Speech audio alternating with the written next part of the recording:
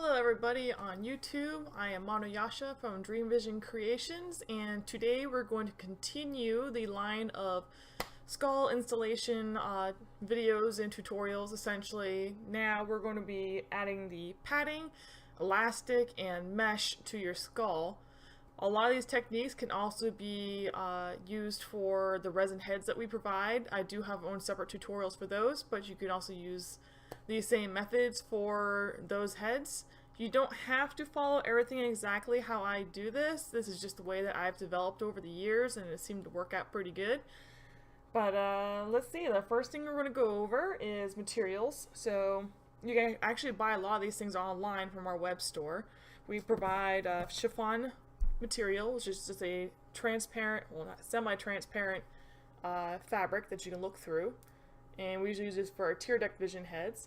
Now, since this one's a skull, has a much larger port, I actually recommend that you use some window screen. Usually pet grade window screen works really good, and you can just overlap this on the back. That's to help darken it a bit more so people can't see your face.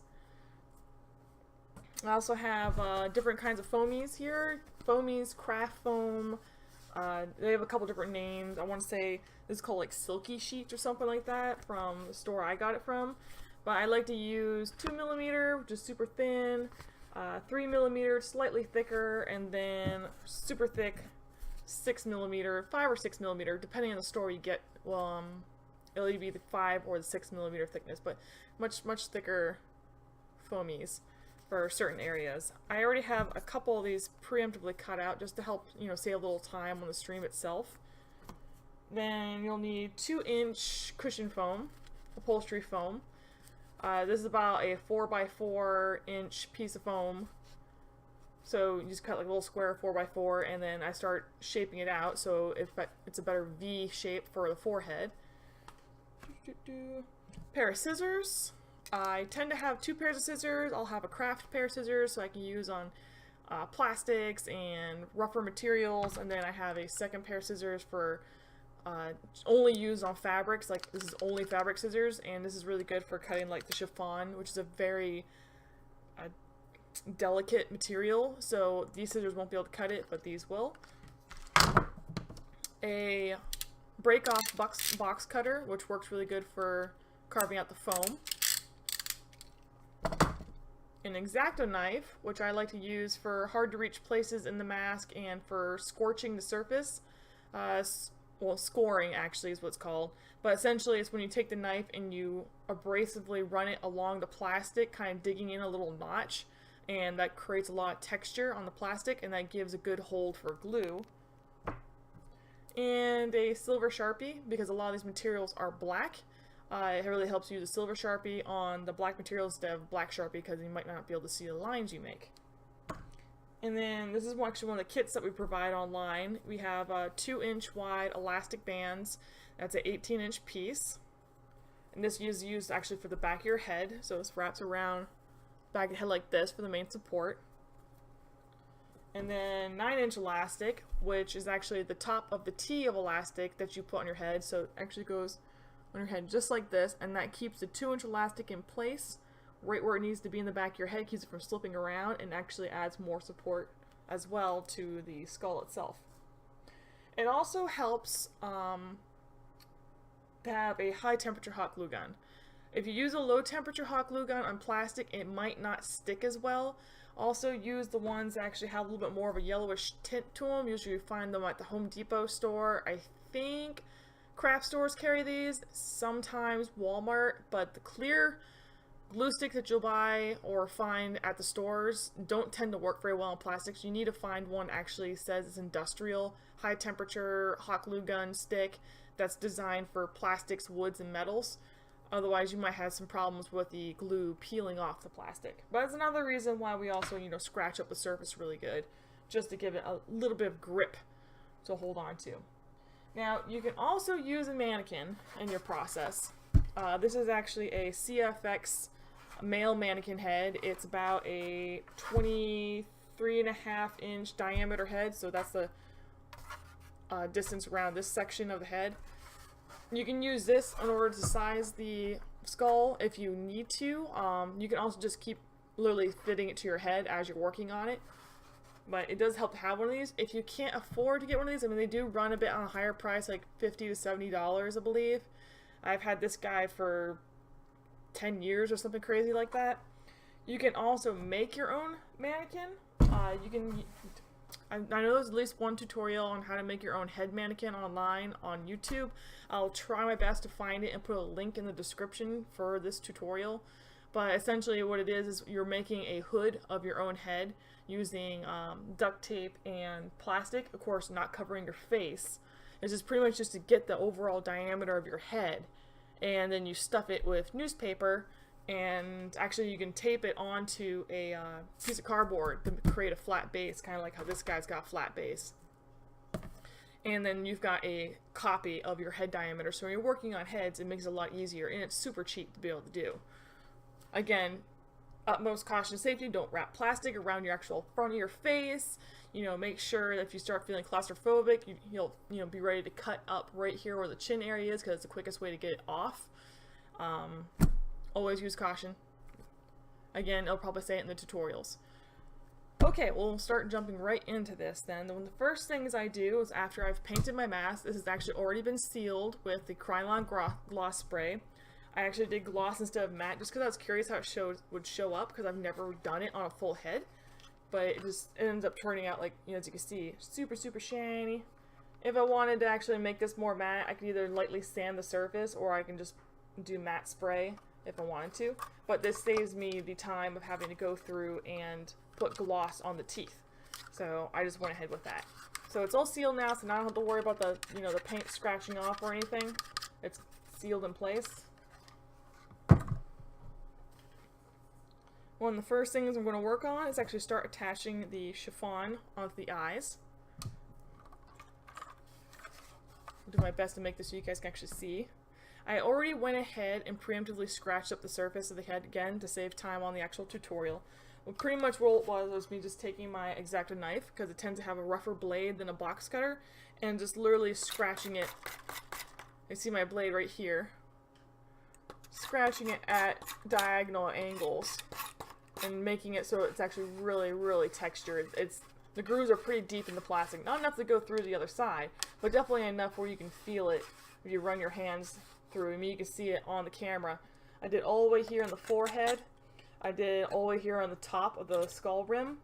I also did around the eyes themselves, because that's where I'm going to be attaching the chiffon, and I want to be able to make sure that glue stays. I also scratched up right here on the bottom jaw area. This whole area here is all, I'm actually going to use a, there you go, use a Sharpie marker.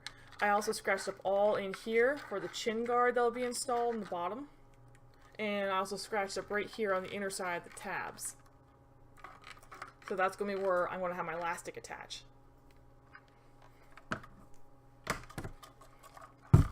Okay, well, first things I like to do is when I have my chiffon pieces, again these are about 4x4 pieces of chiffon. I like to kind of just line these up a bit, just lay it in there and kind of see where it's laying, and then take my scissors, again these are my fabric scissors, and just kind of cutting them in a better shape, because I don't want too much of this material just kind of laying off the side.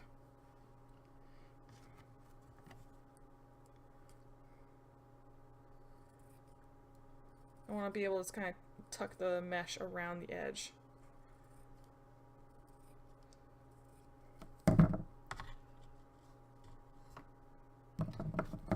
Too much on the top.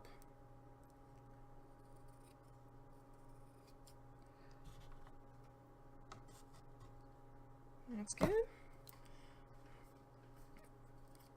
What you can do is you can cheat. Both eyes are almost the same shape. You can just take the mesh and lay it over another piece of mesh and just cut that out.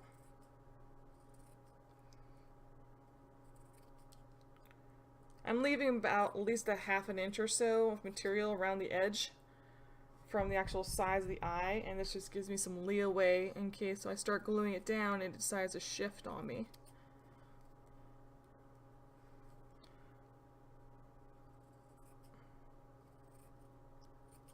There we go.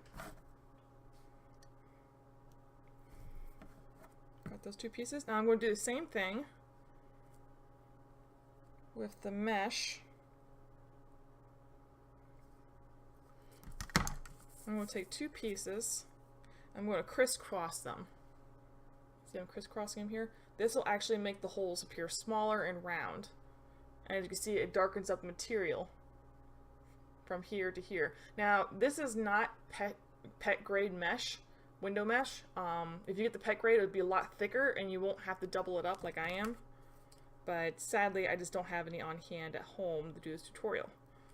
So I'm just doubling up my regular screen mesh.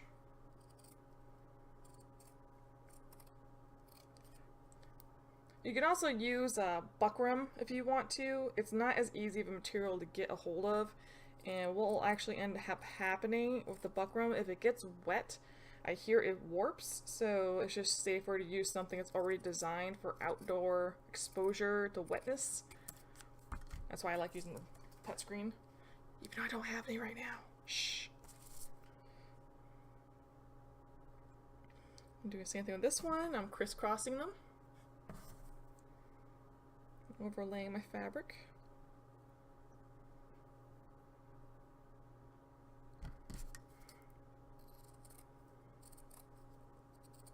Now if you don't feel confident picking up the material like this and cutting it, you can just use a silver Sharpie marker and just draw around the chiffon mesh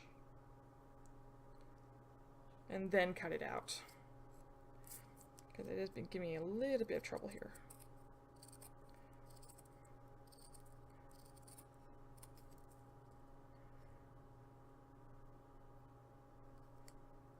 Work with me, mesh, work with me. There we go. Okay, both of those are prepped.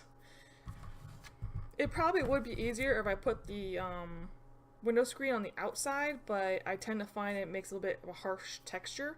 So I'm going to put the chiffon on the outside. Now, another thing I should mention too is if you actually want to put eyes in the skull area, which I'm not showing here, and they're LED eyes, what I tend to do is this little tiny section right here, like I'll actually, this section right here, on the top part of the eye, you can use a Dremel tool or you can use a box cutter and kind of hollow that out a little bit, and that is where your LED is going to sit, well, the actual wire for your LED, and your LED is going to kind of hover right here, and the mesh is just going to go right behind it. If you're going to do that, I recommend that you actually take a piece of the 2mm foamies, or you can use black felt or fleece and gluing that on the back of those LED eyes, just so you don't get any kind of reflection back into your mask. It keeps you from like looking into an LED the entire time you're wearing a mask. I might do a tutorial later on actually showing that process. I just don't have anything preemptively made for this particular tutorial. But when I get into more LED type stuff in my tutorials, I will be showing that at some point, because I've had a lot of people ask about it. Okay, that's where I use my hot glue gun. Make sure it's clean. A little bit of gunk there. I have my hot glue gun actually on a pretty high temperature. I'm going to reduce it down. Mine actually has settings on it, so you can have a high and low temperature, so I put it about the middle. So it's probably set at about 320 degrees Fahrenheit. So what I'm going to do is I'm just going to start from the front here. I'm only going to do half of it. So I'm just putting the glue right on the edge of the eye. I'm not putting it on the top. I'm putting it on the edge, because what I'm going to do is take that mesh material and I'm going to squish it around the edge, because I don't want any of that glue to seep out through the eye area. So I take my mesh,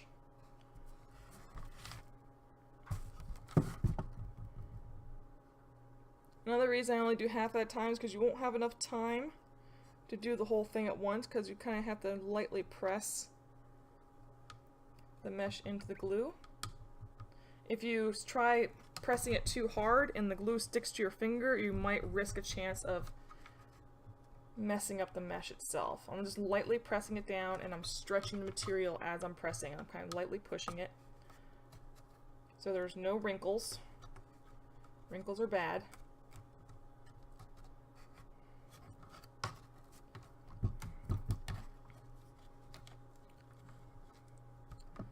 and it's already starting to solidify. And as it solidifies, I can just kind of press a little bit more on it until I'm happy. So you can see a little bit of a darker tinge to it. I only have half of it glued. I'm going to do the rest.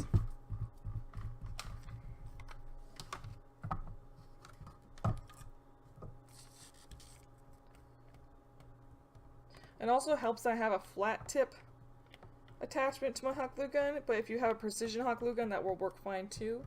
You might have a little bit of trouble with a regular hot glue gun tip. Okay, I'm just going to overlap that. And again, kind of pulling on the mesh because it is semi-stretchy. I'm just lightly poking at it.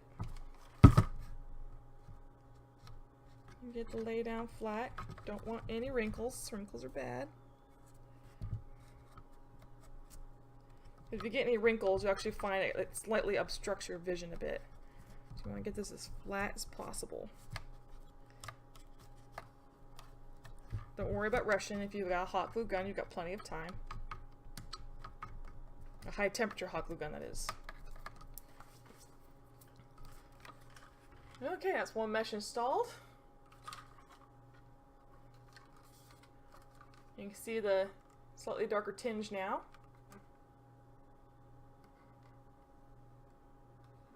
And of course, we've got, like, you know, a face behind it, it definitely darkens up a lot.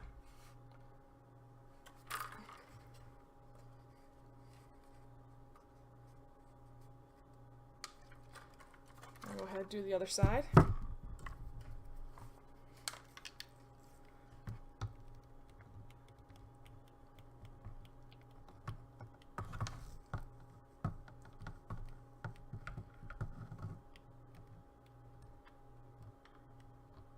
What's really neat about the skulls is once you get this process of this tutorial done, you have the eye mesh installed and you have the padding and the elastic, you can actually wear the mask just like that if you wanted to, and just wear like a hoodie or something to cover up the back of the head. You don't have to put a fur fabric hood on it if you don't want to. You can just add it as an additional piece to your Halloween costume.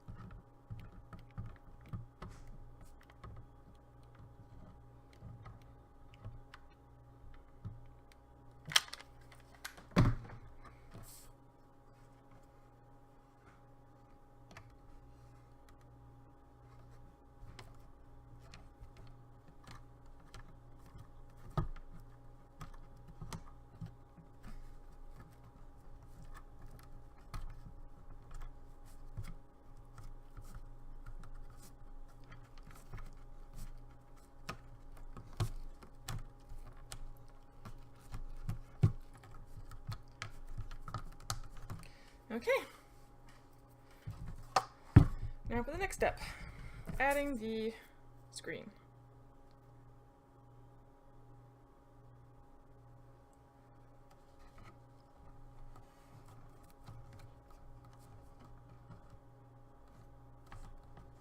This will be a lot easier since the material is not stretchy. You don't have to worry about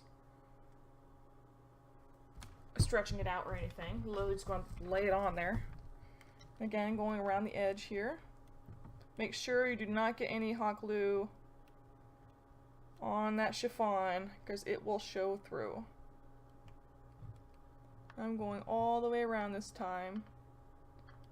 It's just not going to take me nearly as much time to do this. I don't have to be as delicate with it. I just gotta make sure I don't get any hot glue on the mesh. I'm actually gonna flip it this way because that's the direction the mesh wants to go.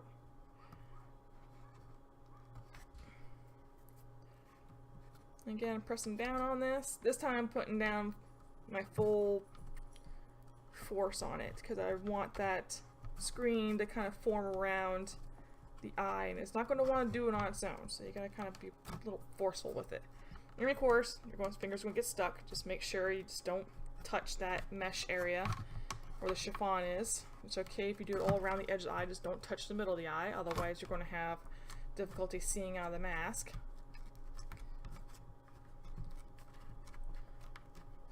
I'm just pressing all around here. And letting the hot glue start to solidify. Now it holds the mesh in place.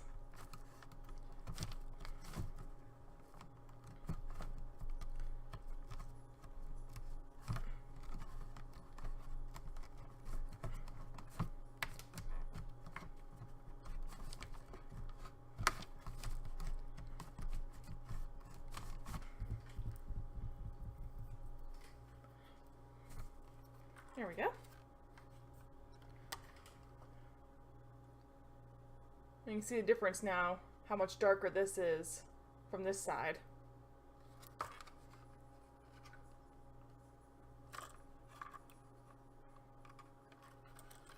It may not look like much right now, but once you have a hood on or something black, they're not going to be able to see your face, and you'll still have really good vision.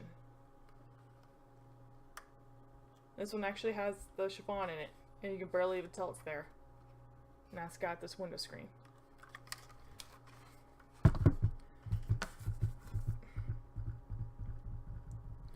Okay, I'm going to do the next side. Go away, wispies.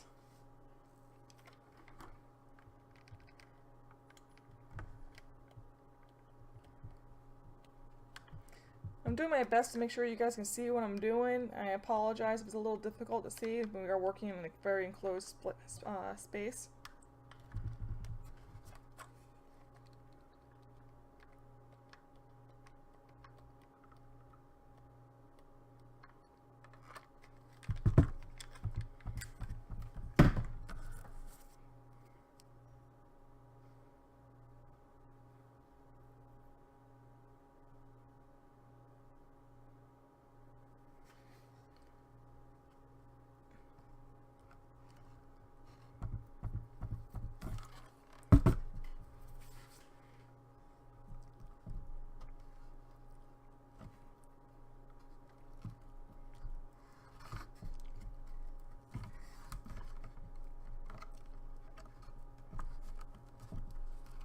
And again, I'm pressing down the edges and kind of pulling the material a little bit.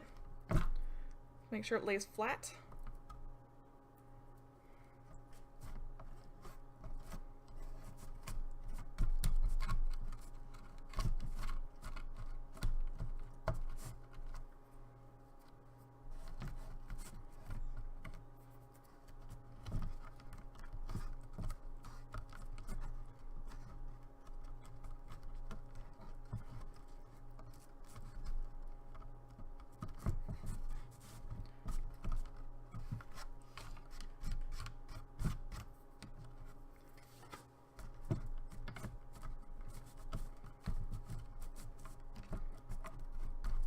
Kind of pulling off these extra little globs of glue.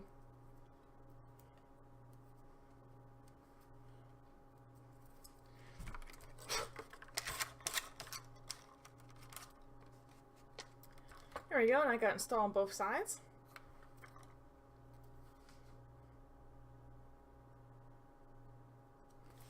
Okay, now the next step, I want to install the forehead padding.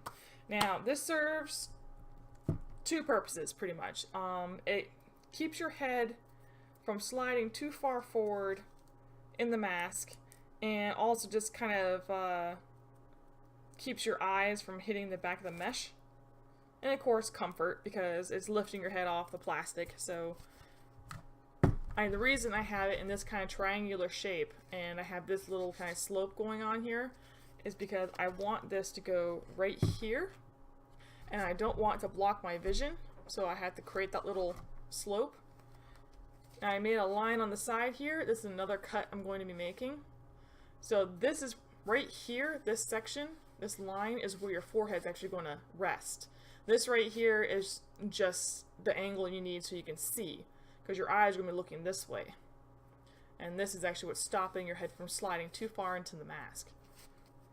It's also very important if you wear glasses to create this wedge shape, and essentially because this is the slant of the skull, and essentially to keep your glasses and everything from going too far forward in the mask. If you're wearing one of our resin blanks and it has those plates where the eyes sit, you're going to want to install this and actually install it a little bit farther back from that eye area so your glasses don't hit.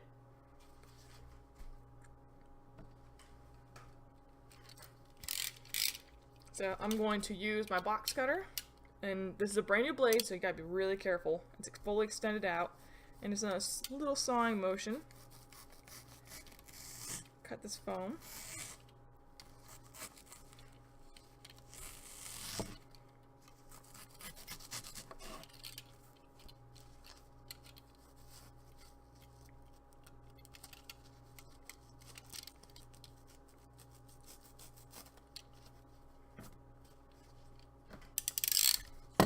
And this right here is the wedge shape that you want.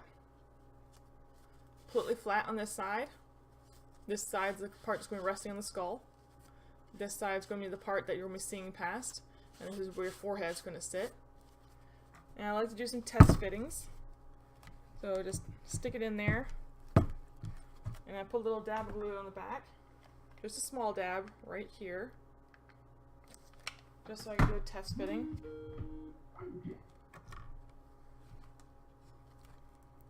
Slide it back a bit. I'm just going to hold this in spot for a little bit because my hot glue is very hot right now.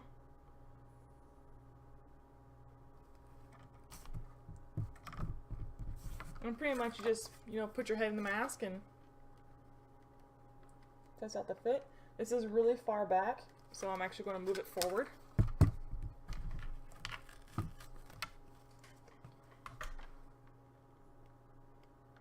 A little dab glue on there.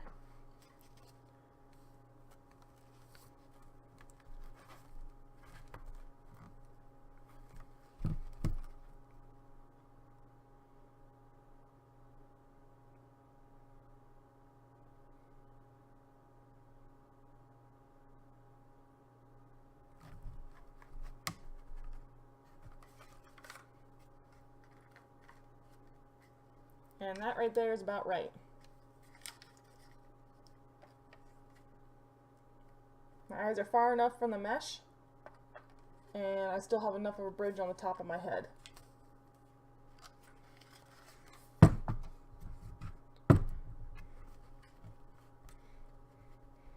And with that, I'm going to end this video and going to continue with part 2, finishing up the padding and adding the elastic.